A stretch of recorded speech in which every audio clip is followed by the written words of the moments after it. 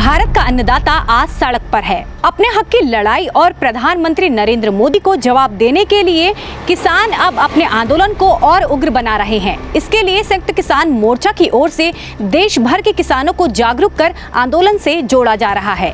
उत्तराखंड में भी संयुक्त किसान मोर्चा के प्रवक्ता जगतार सिंह बाजवा लगातार किसानों से संपर्क बनाए हुए हैं। संयुक्त किसान मोर्चा की ओर से हर घर पर्चा अभियान शुरू किया गया है। हर घर पर्चा अभियान के तहत एक पत्र के माध्यम से कृषि कानूनों से किसान को होने वाले नुकसान के बारे में बताया जा रहा है। संयुक्त किसान मोर्चा के यूपी गाजीपुर बॉर्डर प्रवक्ता जगतार सिंह बाजवा ने बताया कि केंद्र सरकार द्वारा लागू किए गए कृषि कानून किसानों के हित में नहीं है। यह सीधे तौर पर कॉरपोरेट के हित में बनाए गए कानून है।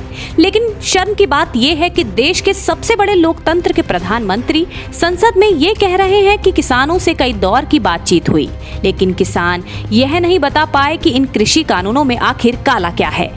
उन्होंने कहा कि पीएम सरासर आम किसान मजदूरों को गुमराह कर रहे हैं। इन कृषि कानूनों को किसान अब धीरे धीरे समझ रहा है और जल्द ही इसके विरोध में पूरे देश में आंदोलन का ऐसा तूफान खड़ा होगा जो केंद्र सरकार को धराशायी कर देगा।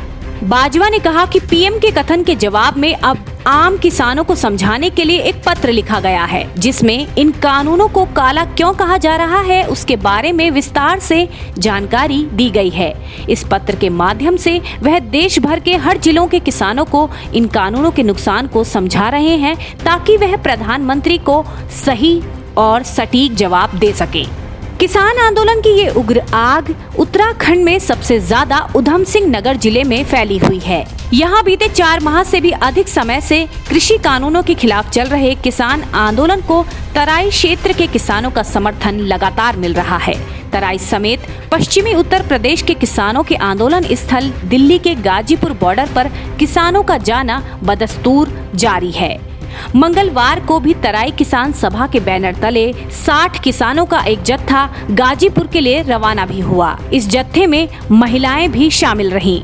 सभा के अध्यक्ष तजिंदर सिंह विर्क ने बताया कि नई रणनीति के तहत प्रत्येक गांव से हर सप्ताह 5 लोगों का बस सेवा से गाजीपुर बॉर्डर जाना तय किया गया है।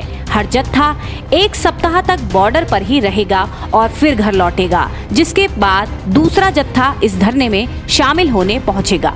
उत्तराखंड में भी किसान आंदोलन की जड़ें धीरे धीरे जमने लगी हैं। अब देखना यह है कि अन्नदाताओं की ये लड़ाई किस मकाम तक पहुंचेगी।